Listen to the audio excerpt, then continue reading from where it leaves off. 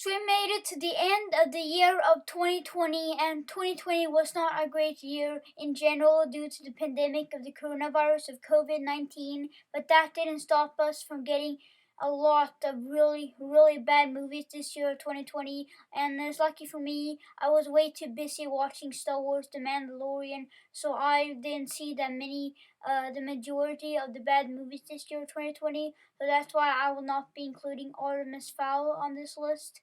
So you're lucky for you guys because you don't have to hear me trash about that movie. Yeah, but yeah, I still have seen a couple of really bad movies this year, 2020.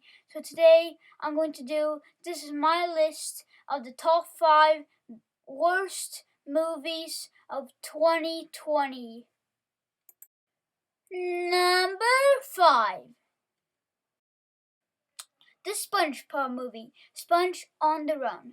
Now, for me, I had a lot of mixed feelings about this movie, Like, there are a lot of things to like about this movie, to be honest. One of the best things about this movie is that I really, really, really like the animation in this movie. It's pretty good, I think. It's, like, worth watching this movie because of the visual styles in this movie, But the story isn't really that great, and the movie is like this, like 90-minute long buddy road trip comedy movie, and we've seen that so many billion times already. I mean, come on, movie, come on. And this is easily one of the unfunniest SpongeBob movies in the franchise. None of the jokes in this movie were really that funny. I mean, my dad Nicholas thought that Keanu Reeves was really funny in this movie. Just like I said, this movie was one of the unfunniest SpongeBob movies in the SpongeBob franchise. And also, they spend the majority of the movie in Atlantis, and then it ends just the way you think it's going to end. And that I did not really like about this movie. I don't know. And also, spoiler alert for the movie, but I did not really like that El Diablo scene. That felt really, really, really out of place in a SpongeBob movie, and it was just so flipping weird. Snoop Dogg showed up for no particular reason. It was still not that really great. Number 4. Tenet. So now I know that some people might be mad at me for this, for me putting this movie in 4th place, but I don't know. This was not really my type of movie, and the movie was also really, really, really boring. I almost fell asleep watching this movie and at the movie theater watching this movie. I know my dad Nicholas loves this movie, but this was not really my type of movie. The action scenes were really, really, really good, and the effects were amazing. I mean, I loved the car crash scene in this movie. I like that this movie doesn't have any visual effect in this movie. That they filmed the car crash and then they edited that scene backwards. That was just truly amazing. That was just awesome watching at a giant screen at a giant movie theater. But still, I didn't really like the characters in this movie, because the characters in this movie, we don't really know that much about the characters in this movie, so that's why we don't really care about the characters in this movie. If this movie wasn't as boring as I thought it was, and if this movie had more character development, then I would enjoy this movie a lot more. I'm sorry for putting this in 4th place, but I haven't seen Artemis Fowl, so that's why I can't talk trash about the movie just like I said before. But yeah, that's why it's coming in 4th place. Number 3. Mulan. So for me, I had a lot of mixed feelings about this movie. I did not like the CGI in this movie, because the CGI in this movie was very, very distracting, I think. And also, this movie doesn't have the spirit magic of Disney that it used to have in all the other live-action Disney remakes. And it feels a lot like this movie is directly made by T-Series. But there are still a couple of things I really like about this movie, to be honest. First of all, I really like the scene in general where Mulan takes off her armor and then she fights and kills all those people. That was just an epic and awesome action scene, and I absolutely loved the music that was playing during that scene, and I love all of the action scenes in this movie. But other than that, I still didn't like the first half of this movie. The first half of this movie was pretty boring, I think, and it was hard holding track of what character was doing what. but still I absolutely loved the second half of this movie. It was a lot better than the first half. So that's why it's a solid movie. It's a half good movie. Number 2. Hooey Halloween. The finished end result of Hubie Halloween was not that very great, you know. I had a lot of mixed feelings about this movie, you know. There are a couple things I like about this movie, to be honest. I mean, I really like that they have so many famous actors coming together for one Halloween movie. I really like the concept of this movie. But then you got Adam Sandler and all those actors, and I don't know. I did not really like Adam Sandler in this movie. He was quite annoying. I didn't like that they changed his accent in this movie, and I did not care about him at all. And because of him, all the other actors didn't really get that much screen time. And smoker or poker.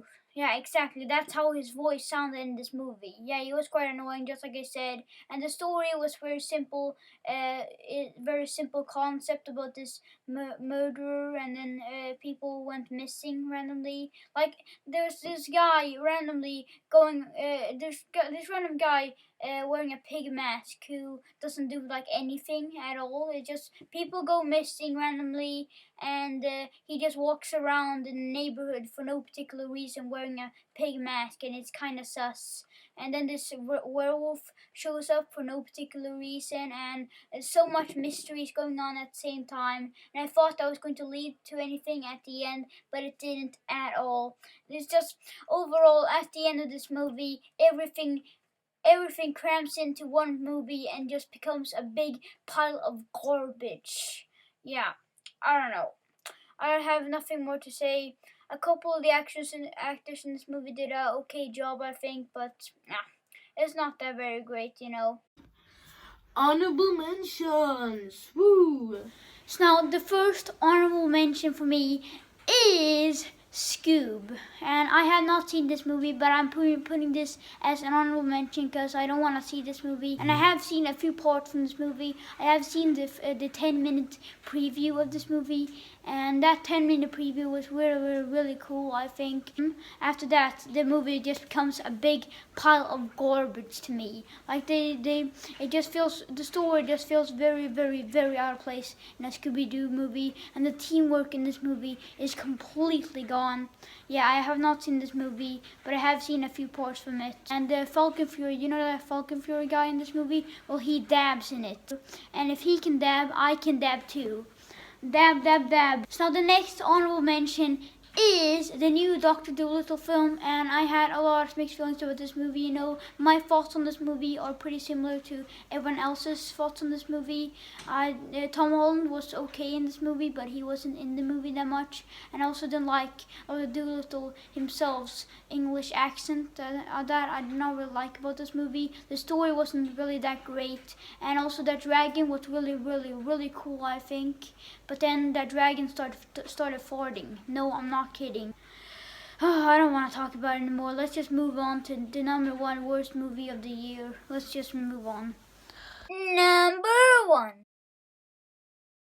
Bloodshot. Now for me, I had a lot of mixed feelings about this movie. You know, the story was just yet another rated R action movie, and we've seen that so many billion times already. Like in a decade full of a lot of movies, we've seen like so many billion times already all of these like rated R action movies. And the only people I know who haven't failed making this concept of the idea of a rated R action movie is probably Deadpool. One of the biggest problems I have with Bloodshot is that the trailer for the movie spoils the whole entire movie, and that's one big reason why I thought that this movie was pretty boring to me, because I knew like every single thing that was going to happen in the movie, because the trailer just spoiled the whole entire movie. That's one of the worst things to say about this movie, to be honest.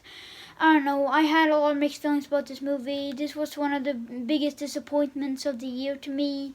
I mean, there were a couple of things I liked about this movie, to be honest. I loved the climax of this movie, the elevator fight scene. I mean, one of the most positive things I can say about this movie right now is that I would rather want to watch that whole entire climax fight scene 5 times than get to watch this whole entire movie again. The big reason why Bloodshot is coming in at number 1. Yeah, that's my list of the top 5 worst movies of 2020.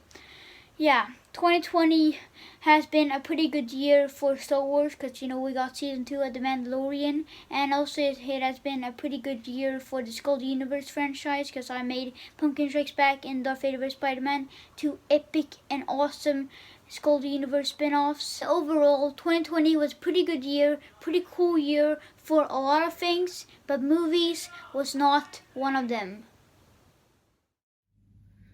Merry Christmas, everybody, and a Happy New Year.